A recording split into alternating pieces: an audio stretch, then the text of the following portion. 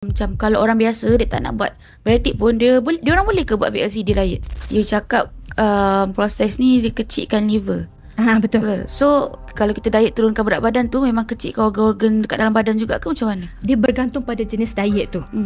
Tapi macam diet yang kita ajar VLCD ini, dia punya pendekatan mau kepada untuk kecilkan liver tadi tu, kecilkan liver tadi tu. Kat situ lah. Betul. Sebab apa? Dia punya komposisi diet tu low calorie, very low calorie tadi, and high protein. Lepas tu dalam diet ni pun tak ada karbohidrat dan juga no kita kata fat punya sources jugalah.